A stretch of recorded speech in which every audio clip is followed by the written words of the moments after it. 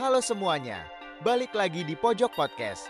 Gue Kiro, dan hari ini bareng Cika, kita bakal membedah satu topik paling gila, paling chaos, dan paling bikin jagat otomotif gempar. Ini bukan cuma sekadar gosip pedok biasa, tapi sebuah bom atom yang resmi meledak di MotoGP. Apa kabar, Cik? Halo guys, kabar baik. Tapi jujur otak gue masih agak traveling nih mikirin berita besar hari ini. Bener-bener plot twist terjahat di sejarah modern MotoGP.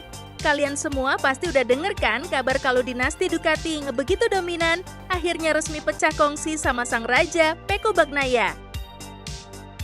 Nah itu dia, ini bukan isu lagi guys. Pecco Bagnaia resmi hengkang dan bakal menunggangi Aprilia dengan kontrak jangka panjang selama 4 tahun. Dan yang bikin bulu kuduk merinding, kursi emas yang ditinggalkan Pecco di pabrikan Ducati bakal langsung diisi sama si bocah ajaib Pedro Acosta. Gila, ini sih pertukaran kasta tertinggi yang benar-benar mind-blowing. Tapi sebenarnya skenario apa sih yang lagi dimainin di balik layar? Apa yang bikin Ducati rela melepas sosok pembalap yang udah ngasih mereka gelar juara dunia? Dan apa yang dicari Aprilia dari seorang Pecco? Penasaran kan? Emang sengeri apa sih kalkulasi skill dan ego mereka sampai dua tim pabrikan raksasa ini berani ambil langkah senekat ini? Yuk, jangan kemana-mana. Kita bedah tuntas sampai ke akar-akarnya. Kalau menurut kacamata gue ya, Cairo, ini tuh bukan cuma sekadar pindah tim biasa.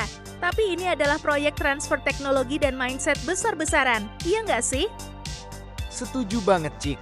Kalau kita bedah dari sisi Aprilia, mereka ini lagi melakukan strategi curi start yang super jenius buat mengamankan masa depan mereka.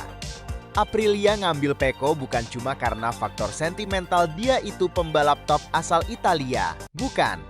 Tapi karena Pecco itu adalah definisi nyata dari sistem rudal presisi. Betul, karakter balap Pecco itu luar biasa tenang.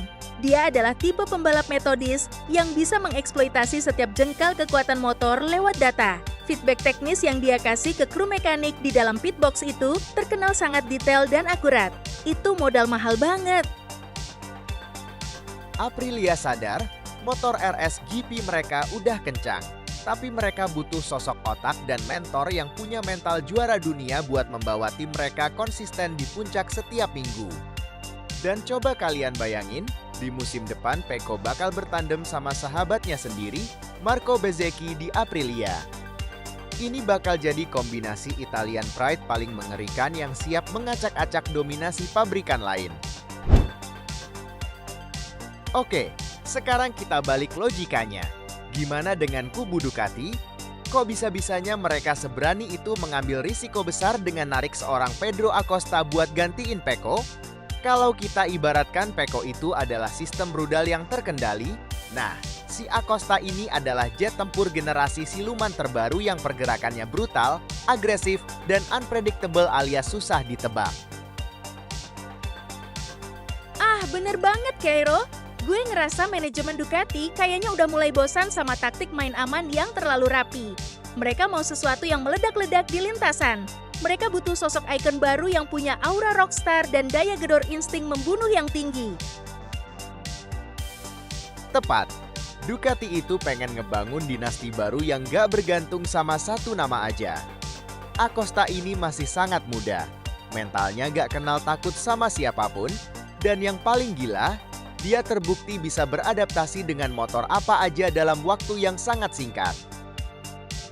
Jadi Ducati ngelihat Acosta bukan cuma buat menang di 1 atau 2 musim aja guys. Tapi ini adalah investasi jangka panjang buat mengunci dominasi total mereka di era baru MotoGP nanti. Spekulasi yang benar-benar mahal. Tapi jujur ya, ini adalah perjudian paling epik abad ini guys. Di satu sisi, Aprilia berhasil merampas otak dan kunci sukses di balik kedikdayaan Ducati selama ini, yaitu pengalaman berharga dari seorang Pecco. Tapi di sisi lain, Ducati sekarang memegang senjata pemusnah massal paling mematikan di grid, yaitu talenta murni dari Pedro Acosta. Kira-kira menurut lu, siapa yang bakal langsung dominan nanti? Wah, kalau disuruh milih sekarang asli susah banget dan bikin pusing, Kiro.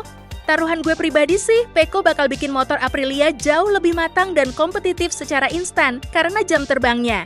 Tapi, kalau sampai Pedro Acosta langsung klop dan nyetel sama keliaran motor Ducati, itu bakal jadi mimpi buruk dan malapetaka horizontal buat seluruh pembalap di grid.